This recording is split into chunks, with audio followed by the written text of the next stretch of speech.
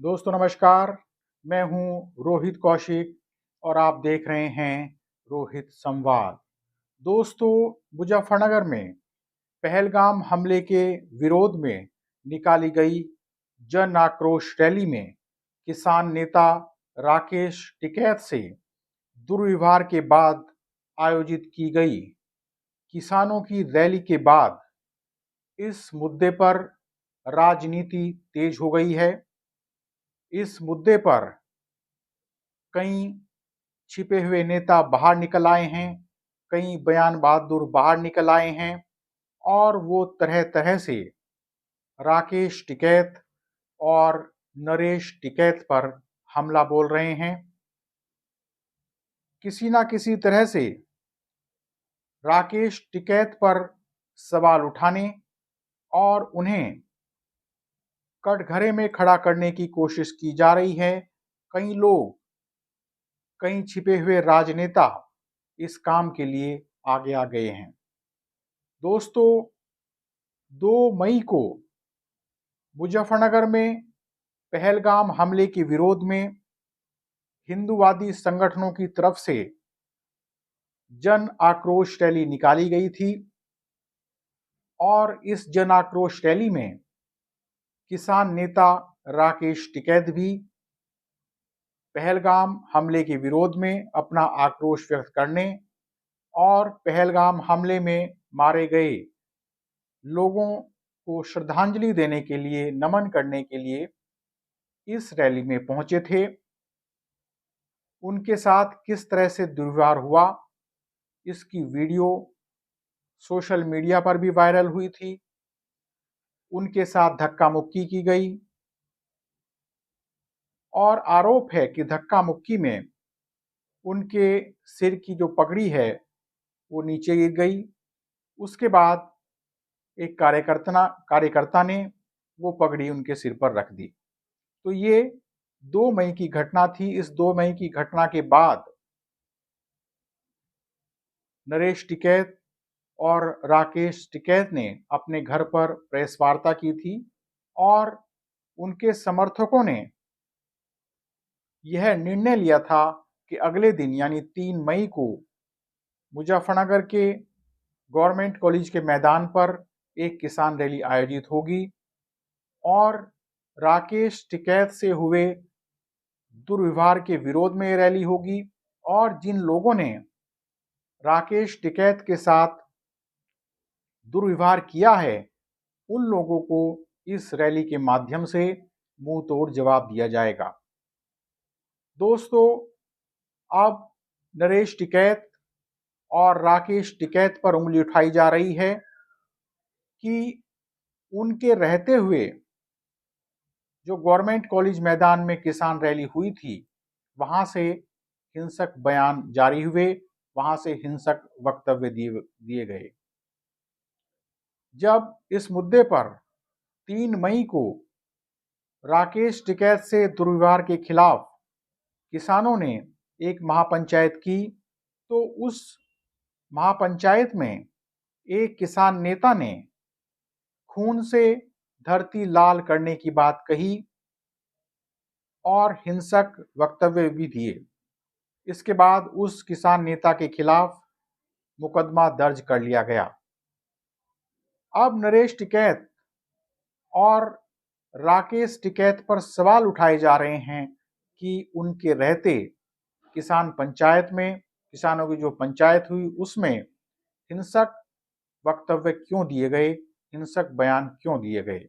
हालांकि राकेश टिकैत ने बाद में यह स्पष्ट कर दिया कि हम किसी भी प्रकार की हिंसा का समर्थन नहीं करते हैं और उस किसान नेता को जिसने ये कहा है कि धरती लाल कर दी जाएगी, उस किसान नेता को यह बयान नहीं देना चाहिए था, यह वक्तव्य नहीं देना चाहिए था। ये बात राकेश टिकैत ने स्पष्ट कर दी और राकेश टिकैत ने कहा कि हम इस मुद्दे पर उस नेता के साथ नहीं हैं, इस बयान के साथ नहीं हैं। इसके बावजूद कई लोग इस मुद्दे पर टिकैत बंधुओं को घेर रहे हैं और उन पर सवाल उठा रहे हैं। दोस्तों, अब इस नए विवाद में और इस नए विवाद से पुराने विवाद को दबाने की कोशिश भी की जा रही है। यह ठीक है कि हिंसा की बात किसी भी बयान में नहीं होनी चाहिए, किसी भी वक्तव्य में नहीं होनी चाहिए। इस बयान का हर हाल में विरोध करना ही चाहिए, विरोध होना ही चाहिए। लेकिन इस बयान की आड़ में राकेश टिकैत के साथ हुए दुर्व्यवहार को भी कम करके नहीं आंका जा सकता, उस दुर्व्यवहार को भी नकारा नहीं जा सकता। लेकिन अब कुछ किसान नेता उस दुर्व्यवहार को ही नकारने की कोशिश कर रहे हैं। जन आक्रोश रैली के एक संयोजक की वीडियो में सुन रहा था, वे कह रहे थे कि राकेश टिकैत को इस रैली में नहीं बुलाया गया था, राकेश टिकैत को इस रैली में आमंत्रित नहीं किया गया था। सवाल यह है कि पहलगाम हमले के विरोध में अपना आक्रोश दिखाने के लिए, अपना गुस्सा दिखाने के लिए और इस हमले में मृतकों को श्रद्धांजलि देने के लिए भी क्या किसी आमंत्रण की, किसी निमंत्रण की जरूरत पड़ेगी?